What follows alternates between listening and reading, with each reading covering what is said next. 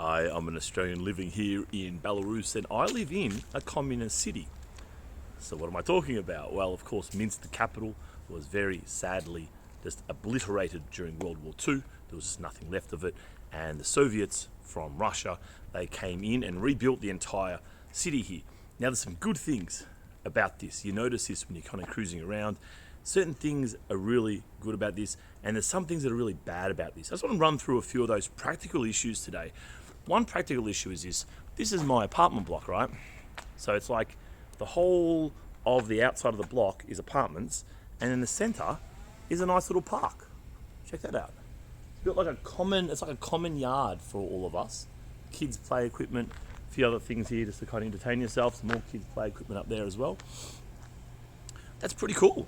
Everyone has their own little park kind of area to socialize, have a barbecue, let the kids run around, play with the other kids, that kind of stuff. So this is really nice, and I kind of like this quite a lot. It's quite homely.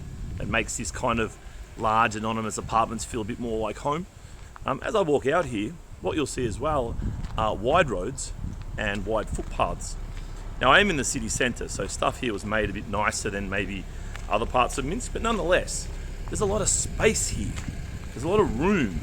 Like the infrastructure is built kind of looking ahead, you know what I mean? Like I think a lot of the times in the West, that's my footpath. Check that out, there's no one there. Look how big it is. Look how wide this nature strip here is. I don't know what you call it in your country, we call it a nature strip in Australia. But this would be, I mean, this is probably 5-6 meters wide, right?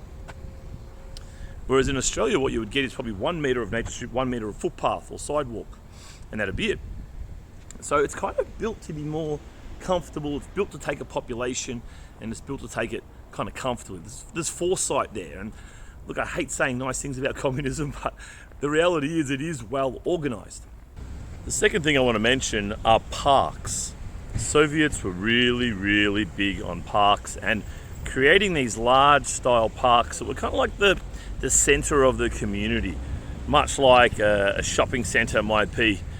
In 2022, the Soviets were all about these parks and again making them an activity hub. Lots of playgrounds, lots of stuff to do, Ferris wheels, activities. Definitely the original Gorky Park in Moscow was built like this, with this in mind, with lots of activities and for it to be a cultural hub for the society. And Minsk is a little bit similar, maybe not quite as grandiose as the Moscow version, but nonetheless it's here. It has lots of ice cream stalls, different things to do, Ferris wheel, etc., etc. These kind of timeless activities. Now, what I won't mention in this video are the cultural overhang and the cultural pros and cons of being communist for a long period of time. This is much more complex, but definitely having the park avails people of this option. And certainly I will make one comment that people walk around the park like it is a thing. It's a legitimate activity here, and this is so healthy. It's seen as a nice, pleasant thing to do. If you ask the average Belarusian, what are your top 5 hobbies? Walking in the park is probably one of them, and that is good news, I think. What you don't get here in Minsk are traffic jams, like almost never. It's so funny though, because of course, like everywhere, if you hadn't noticed this, wherever you go in any city around the world, people always complain about traffic jams because they're comparing it to maybe say 10 years ago or 20 years ago. They're not comparing to other cities. But Minsk here, people do complain about traffic jams, but they haven't got much to complain about. I'll be really honest with you. Things run very smoothly, and a lot of that is because, again, the whole structure of the city was set up by communists with a bit more of a longer term vision for that infrastructure. I'm down here at the entrance to one of the metro stations here in Minsk, and this is definitely one of the good things about living in a Soviet planned city is that the metro system is very good. It's very fast, it's very well built, it's got capacity to burn. You can have just so many people down here getting over really quickly. But see, just at the moment, it's really windy. I don't know if you can hear the wind there. See, the doors have blown open. And this is a negative thing about the Soviet Union. Let me go around behind this pole here just to get rid of the wind. So the Soviets didn't get ventilation and air pressure at all. So what you get here, when the trains go back and forth, there's a build-up of air pressure. And what it can do with these doors, which you'll notice actually have metal frames on them, is that they can make these doors swing violently. So if you get one train going one way, one going the other, you have this build-up of pressure which really just explodes.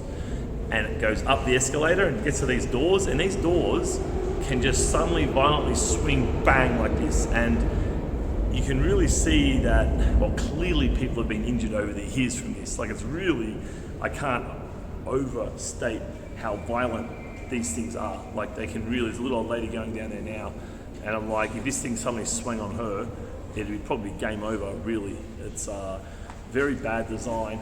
They didn't think about the air pressure at all. All it would take would be just to cut out a little bit of the plastic there in the metal frame, just to ease some of that air pressure. That's all they'd have to do to try to fix it, but you can see there that they're metal frames and they really do swing aggressively. And as a result, when you're walking in and out, you've got to be really careful holding that for the next person, because if you let it go and it's a bit windy, it can just go bang and like literally knock them out, break their nose. Now, on the ventilation thing, because that train door thing is a ventilation issue, there's also a ventilation issue in housing. My apartment is quite a decent sized apartment. It's probably 60 square meters, 65 maybe. And it's nice enough. It's a bit old, but it's cool. I'm happy with it. But what I'm not happy with is that there's no air in the place. I have to have one of my windows just kind of open. You know here how you have, you put the window, like the handle on the side, and you open the window horizontally, you put it upwards or downwards, and you can then just kind of make a gap, like a vertical gap at the top of the window. So I do that all day and all night. My window has to be open all day, all night, because there's no ventilation. I can't breathe in the place. Like, the commies didn't think of ventilation. Like, I'm just surprised. But this is a theme. I've spoken to other people, and this is a theme here. And I was just in Mogilev last week with my buddy in a hotel. I had one room. My mate had a room next to me. So same thing, but just adjacent, just a wall between us. And on the first night, I was happy with the room, by the way. It was really nice. But on the first night, I wake up at about 5 a.m. and I can't breathe. It's hot and I can't breathe. I'm like, what's going on? It's like, okay, well, it's a small room and there's no ventilation. I just turned the light on, I looked, I know this might be a problem. Looked at the corner, looked at the corner, looked at the corner, no ventilation. Okay, I can't breathe because there's no air.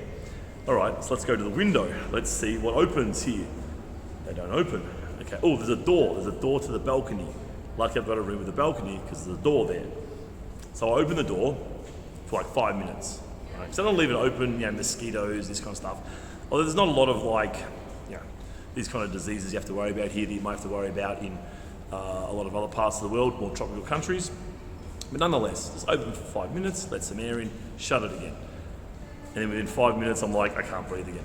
So I just sleep with the door open, the balcony door open, which is fine, it doesn't really matter, but it matters in winter, right? It matters a lot in winter. Middle of summer, no problems. Right, so the next night, same thing. Went to bed, 11 o'clock, opened the balcony door. It was lovely to have a nice breeze during the warm summer night, don't get me wrong, but I had no choice. And when the months get colder, and it's minus 25 outside, you don't want to have the door open, but you literally can't breathe. There's just no oxygen flow at all. So for some reason, the commies didn't get on top of this. More modern buildings here in Minsk do have ventilation, but some of these older ones in the city centre where I live, no ventilation. One really weird and slightly uncomfortable thing, I don't want to be a little princess about this, but look at this. Oh my goodness. You've got these statues, and I want to impress on you how big this is, right? I'm not even up to this guy's kneecap. This is one massive statue. And you see that big ugly head there, and you know that he was one of the prominent founders or the early statesmen of the Communist Party. Now these friggin' statues are everywhere, like literally everywhere in Minsk. It's quite surprising to see them still around. Now, as a Westerner, I was pumped full of anti-communist propaganda, right? That's what I know. I know that communism's evil and horrible, and that Americans are freedom fighters and blah, blah, blah, blah, blah. This is the narrative I was pumped full of. Now, for me to see these statues of these tyrants, or what we're told to be tyrants, of this horrible system that failed miserably and spectacularly, I'm shocked to see it still here. And the other day when I was walking past, people were sitting on this and taking photos. And they were like, as if they were hugging him or something. It's like, wow, this is very interesting. But nonetheless, these statues are around, and it's part of the makeup of living here. They haven't been torn down. They haven't been, maybe some kind of extra information given about how these things kind of ended up. Because of course, the whole system here just imploded, right? Like, it literally imploded. It took less than a century for communism just to implode and disappear in this part of the world. Just absolute failure. But nonetheless, we have these statue reminders, which it's kind of interesting. Like, I like having the history here. It's interesting because it's just happened. B, it acts as a reminder of, hey, you know what? We should maybe rethink this big government thing. Like, maybe there's something that might always happen. Maybe there's something inherent in this stuff that we should think about. But then there's the other side of, this guy was a tyrant and made, just enslaved tens, even hundreds of millions of people in this part of the world. And I use that word deliberately, enslaved, because communism is slavery, right? You are a slave if you live in a communist society. So on that side of things, should we actually knock it down because he was so horrible, So you kind of got this balance there. But I think actually, I think keeping it's actually good. I think keeping some of these at least is actually a good thing. It's a reminder of history. It's a historical relic, sure, but it's also a reminder of history, a visible reminder of history. But nonetheless, what you get in ex-communist cities is stuff like this dude. So there are some pros and cons about living in a communist city, or a city built by communists, a communist structured and organized city. Of course, I'm just talking about infrastructure. I'm not talking about effects on the culture, short-term, long-term, positive, negative, just on infrastructure. I'd love to hear your thoughts if you're living somewhere, maybe in Eastern Europe or even parts of South America or even Asia where communism has had a good run. Let me know what you think. What's your experiences been? What are some good things? What are some bad things?